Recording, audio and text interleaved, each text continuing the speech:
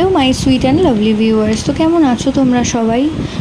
আজকে আমরা চলে এসেছি নতুন আরেকটি ইনফরমেটিভ ভিডিও নিয়ে। আজকে ভিডিওতে কথা বলবো, গর্ভাবস্থায় কি কোনো গর্ভবতী মায়ের পা হঠাৎ করে ঠান্ডা হয়ে যাচ্ছে? হাত পা সেটা দুটোই হতে পারে, যেটা গর্ভাবস্থার আগে হতো না। এই ধরনের লক্ষণ থাকলে কি মনে করা হয়? তো সেই বিষয়ে আজকে আলোচনা করব।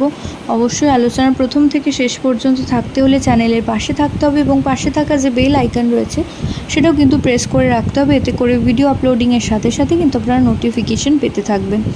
তো গর্ভাবস্থায় যে এই পা ঠান্ডা হয়ে যাওয়া বা হাত ঠান্ডা হয়ে যাওয়া, এটা যদি গর্ভাবস্থার আগে কখনো গর্ভবতী মায়ের ছিল না, কিন্তু গর্ভাবস্থার পর যদি দেখেন এই ধরনের লক্ষণ প্রকাশ পাচ্ছে, তো সেক্ষেত্রে আপনারা ধারণা করে নিতে পারেন যে গর্ভের আগত সন্তানটি একটি ফুটফুটে পুত্র সন্তান আসতে চলেছে। তো আশা করছি ভিডিওটা আপনাদের কাজে আসবে। প্রত্যেকে ভালো থাকুন, সুস্থ থাকুন, সাবধানে থাকুন, এই কামনা করে ভিডিও এখানেই শেষ করছি। নমস্কার।